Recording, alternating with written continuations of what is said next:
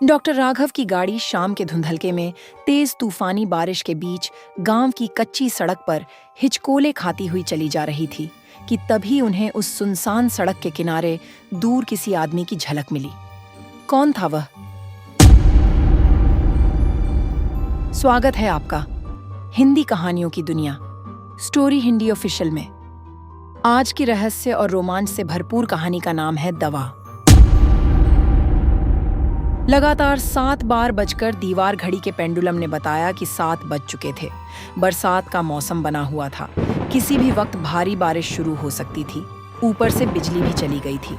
मधु काका ने 3-4 लालटेन जलाकर जगह जगह रख दी थी। अब वह उस पुरानी और जर्जर हो चुकी हवेली की सभी खिड़कियां बंद करने लगे ताकि बारिश का पानी अंदर न आए। अब वे एक लालटेन उठाकर एक कमरे की तरफ बढ़े। अंदर घुसते ही बोले, आपको कितनी बार बोला है डॉक्टर बाबू, ठीक वक्त पर निकल जाया कीजिए।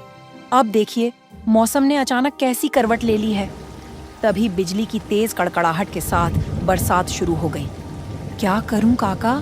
डॉक्टर साहब हंसते हुए अपने डॉक्टरी बैग में सामान डालते हुए बोले, मेरे मरीज मुझे छोड़ेंगे तो ही तो जाऊंगा। मरीजों का क्या है बाबू, उनका बस चले तो आपको यहाँ से जाने ही ना दें। लेकिन इंसान मशीन नहीं बन सकता ना कि बिना रुके चलता रहे। और फिर शहर का दवाखाना भी तो देखना है ना, तभी तो कहता हूँ कि वक्त से चले जाया कीजिए। फिर काका खिड़की की तरफ बढ़े, बरसात का जायजा लिया और वापस डॉक्टर साहब की ओर लौटते हुए बोले, बारिश बहुत तेज है, कच्ची सड़क पानी से भर गई होगी अब तक तो। बिजली भी अब भोर से पहले क्या ही आएगी। ऐसे में निकलना ठीक नहीं। जब तक बरसात कुछ कम ना हो जाए तब तक रुक जाइए।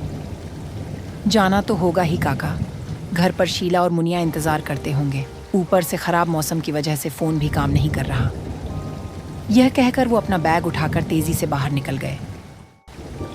मधु काका ने दीवार पर टंगी छतरी उतारी और उसे खोलकर डॉक्टर बाबू के पीछे पीछे लपके और उन पर छतरी करते हुए एम्बेसडर गाड़ी तक छोड़ने गए। डॉक्टर राघव विदेश से डॉक्टरी की पढ़ाई करके आए थे। शहर में एक अच्छा खासा बड़ा दवाखाना खोला हुआ था, लेकिन हफ्ते में 2 दिन गांव का दौरा भी जरूर करते थे। गांव के मुखिया जी ने अपनी हवेली का पिछला हिस्सा डॉक्टर राघव को दे दिया था और अपना एक पुराना हवेली का सेवक भी दिया था, जो कि मधु काका ही थे। देश में स्वतंत्रता संग्राम अपने चरम पर था। प्रत्यक्ष रूप में डॉक्टर राघव का इस सब से कोई लेना देना नहीं था, लेकिन अंदर की बात यह थी कि वे चोरी छिपे उन स्वतंत्रता सेनानियों का इलाज भी करते थे जो घायल हो जाते थे। डॉक्टर राघव की गाड़ी गांव की कच्ची सड़क पर भरे पानी के साथ संघर्ष करती हुई हिचकोले खाती हुई आगे बढ़ रही थी। बारिश पूरे जोर पर थी। गाड़ी के वाइपर तेजी से चलते हुए गाड़ी के शीशे को साफ करने की असफल कोशिश कर रहे थे। हेडलाइट की रोशनी इस तूफानी मौसम में रास्ता दिखाने के लिए नाकाफी थी। डॉक्टर राघव अपनी आंखें सिकोड़कर अंधेरे को चीरती हुई हेडलाइट की रोशनी में रास्ता देखकर बड़ी सावधानी से गाड़ी आगे बढ़ा रहे थे। थोड़ी ही देर में उन्हें यह महसूस होने लगा कि वास्तव में मधु काका की बात न मानकर उन्होंने एक मूर्खतापूर्ण कार्य ही किया था।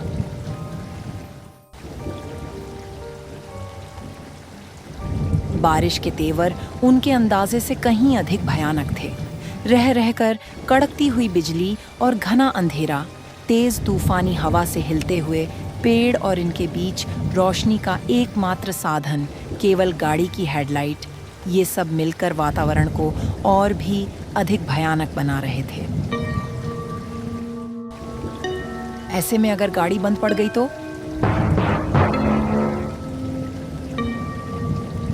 सहसा इस बात को सोचकर कभी न डरने वाले डॉक्टर राघव के माथे पर पसीने की कुछ बूंदें उभर आईं और दिल कुछ तेजी से धड़कने लगा।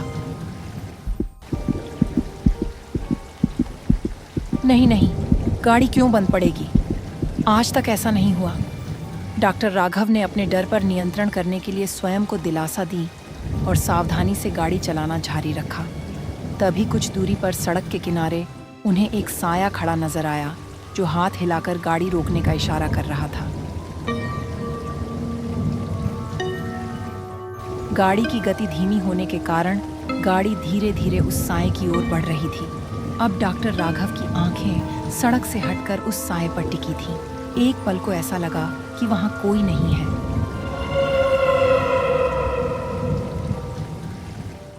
लेकिन फिर वह दोबारा नजर आया। धीरे धीरे गाड़ी उसके बिल्कुल पास पहुंच गई और डॉक्टर राघव ने यंत्रवत ब्रेक लगा दी। दिमाग कह रहा था कि गाड़ी नहीं रोकनी चाहिए थी, परंतु जैसे उनका अपने आप पर नियंत्रण नहीं था। अब वह साया धीरे धीरे चलता हुआ ड्राइविंग सीट वाली खिड़की पर आकर खड़ा हो गया। डॉक्टर राघव की नज़र उस साए पर टिकी थी और उनके हाथ ने मशीन की तरह आगे बढ़कर खिड़की का शीशा नीचे कर दिया। वह एक वृद्ध व्यक्ति था, चेहरा एकदम सपाट, घुंघराले बाल बेतरतीबी से बिखरे हुए थे, आंखें बिना किसी अभिव्यक्ति के थीं। डॉक्टर राघव ने प्रश्न सूचक दृष्टि से उसे देखा तो वह एकदम सपाट स्वर में बोला, मेरी पत्नी बहुत बीमार है, चलिए मेरे साथ। उसके स्वर में विनती नहीं बल्कि एक आदेश था। फिर वह अप्रत्याशित रूप से ड्राइविंग सीट के साथ वाली सीट के दरवाजे पर खड़ा दिखाई दिया। वह कब वहां से हटकर उस ओर जा पहुंचा पता ही नहीं चला। डॉक्टर राघव ने मशीन की तरह हाथ बढ़ाकर दरवाजा खोल दिया। वह आदमी साथ वाली सीट पर आकर बैठ गया। हैरानी वाली बात यह थी कि इतनी भयंकर बारिश के बावजूद वह भीगा हुआ नहीं था। डॉक्टर राघव के दिमाग में बहुत से प्रश्न घूम रहे थे, लेकिन उन्होंने कुछ नहीं पूछा और बस गाड़ी चला दी। वह व्यक्ति बिल्कुल चुपचाप बैठा हुआ सड़क की ओर देख रहा था। थोड़ी आगे जाने पर वह आदेशात्मक स्वर में बोला, आगे पुलियां पार करके गाड़ी दाईं ओर मोड़ लो। डॉक्टर राघव ने गाड़ी मोड़ ली। बहुत हैरानी की बात थी कि देखने में वह सड़क बिल्कुल पहली सड़क की तरह ही कच्ची और बरसाती कीचड़ से भरी हुई थी, लेकिन गाड़ी यूं चल रही थी मानो वह कंक्रीट की बनी उच्च स्तर की पक्की सड़क हो। कुछ ही दूर आगे जाकर उस आदमी ने गाड़ी रुकवा दी। अब वह आदमी गाड़ी से उतरकर रूखे स्वर में बोला, आओ और अपना झोला भी ले आओ। बारिश अब तक मामूली बूंदाबांदी में बदल चुकी थी। डॉक्टर राघव हड़बड़ाकर बोले, झोला? ओह, मतलब बैग। हाँ, लाता हूँ। डॉक्टर राघव उसका हर आदेश इस तरह मान रहे थे मानो वे उसके गुलाम हों। अब वह आदमी बाईं तरफ बनी पगडंडी में घुस गया। डॉक्टर राघव ने गाड़ी की पिछली सीट से अपना बैग उठाया और धड़ाम से गाड़ी का दरवाजा बंद किया और उसके पीछे पीछे लपके। लगभग 20 कदम चलने के बाद वह पगडंडी एक खुले मैदान में पहुंच गई। मैदान में सामने की तरफ एक लकड़ी का बना हुआ बहुत सुंदर एक मंजिला मकान था जो पूरी तरह रोशनी में नहाया हुआ था। उस आदमी ने तेजी से अंदर घुसकर डॉक्टर राघव को रास्ता दिखाया। फिर वह उनको एक कमरे में ले गया जहां पर पलंग पर एक वृद्ध स्त्री लेटी हुई कराह रही थी। उस आदमी ने महिला की तरफ इशारा करते हुए डॉक्टर राघव से रूखे स्वर में कहा, यह है मेरी पत्नी, बुखार बहुत तेज है।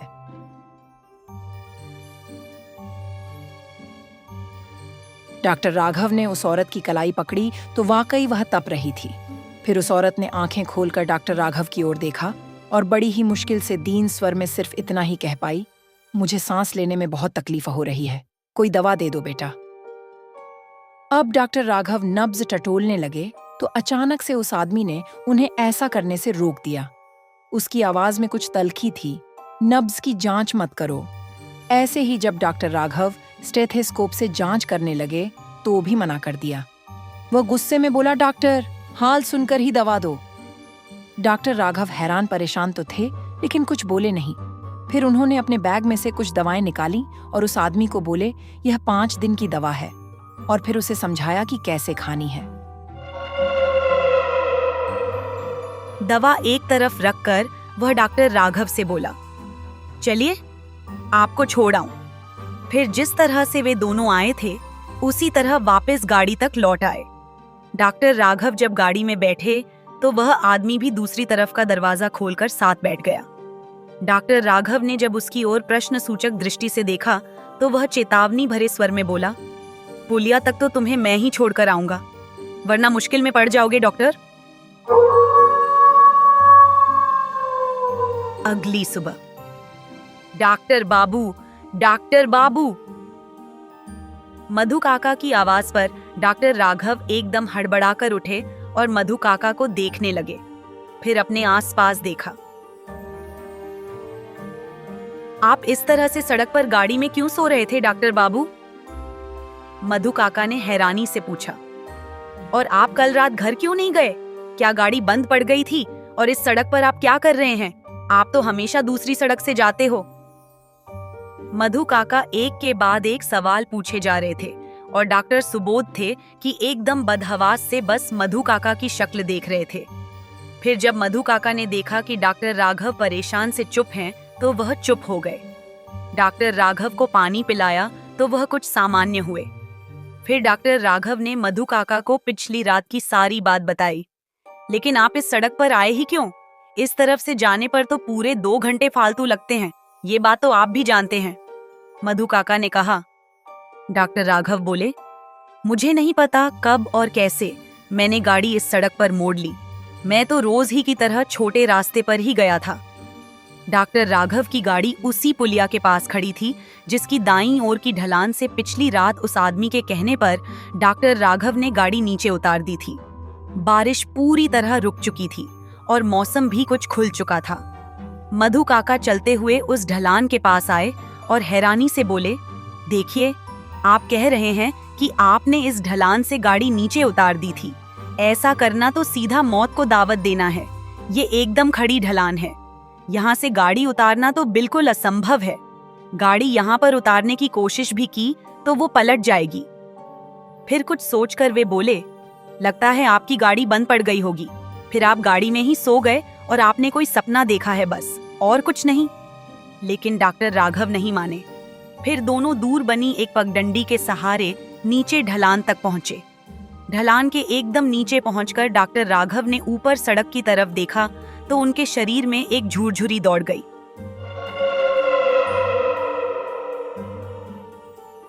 इतनी खड़ी ऊंचाई से कोई भी कार उतर ही नहीं सकती थी। एक पल को उन्हें अपने ऊपर ही अविश्वास होने लगा कि वे इसी ढलान से गाड़ी उतार कर लाए थे। तभी उनकी नजर नीचे सड़क पर गई तो वे अचानक सड़क की तरफ इशारा करके चिल्लाए, ये देखिए काका, मेरी गाड़ी के पहियों के निशान। काका हैरानी से देखने लगे, जबकि डॉक्टर राघव निशानों का पीछा करते हुए उसी ओर चल पड़े जिधर पिछली रात वे अपनी गाड़ी से गए थे। काका भी उनके पीछे पीछे चलने लगे। कुछ ही देर में वह जगह आ गई जहां पर वे गाड़ी से उतरे थे। वहां रुककर डॉक्टर राघव ने काका को बताया, इस तरफ जाने पर आगे एक खुला मैदान है जहां सामने की ओर एक लकड़ी का शानदार घर बना हुआ है। कल रात मैं उसी घर में गया था। डॉक्टर राघव ने उस घर के अंदर की कुछ और भी निशानियां काका को बताईं। अब वे दोनों झाड़ियों से घिरी एक पतली पगडंडी से होते हुए उसी खुले मैदान में पहुंच गए। वहां पहुंचकर डॉक्टर राघव का मुंह खुला का खुला रह गया।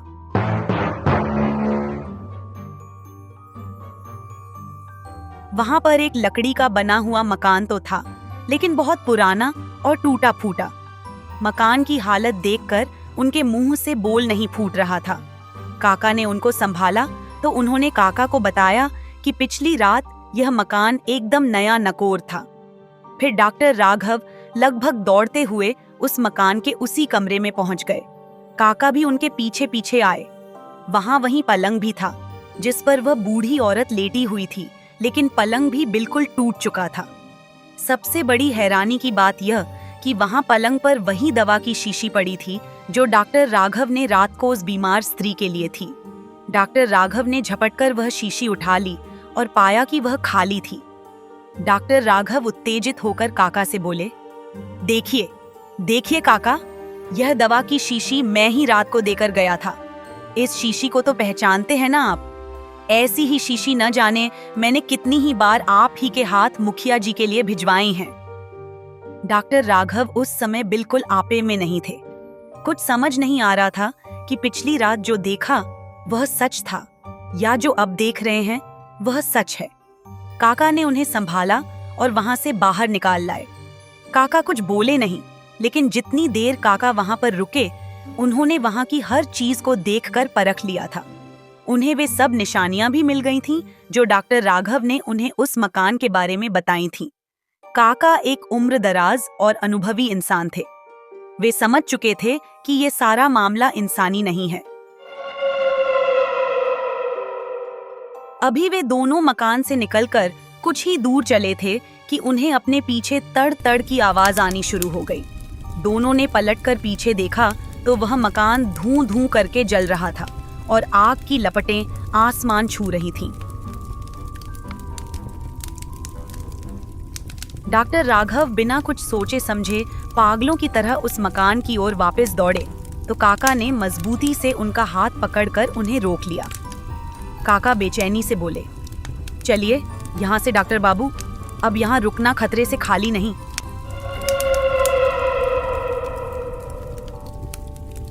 हमें यहाँ नहीं आना चाहिए था। क्या आपको अभी भी समझ नहीं आया कि ये किसी इंसान का काम नहीं है? उन रूहों ने पिछली रात तो आपकी जान बख्श दी, लेकिन अब वो ये संकेत दे रही हैं कि वे ये नहीं चाहती कि कोई उनके बारे में जानने की कोशिश करे। अब काका लगभग घसीटते हुए डॉक्टर राघव को वहां से लेकर चल पड़े और सुरक्षित गाड़ी तक लौटा लाए। कुछ देर गाड़ी में बैठकर डॉक्टर राघव सामान्य हुए तो काका से बोले, मेरा दिल कह रहा है कि मैं यह मान लूं कि पिछली रात का वाकया एक सपना था, लेकिन हालात बता रहे हैं कि वह सच था।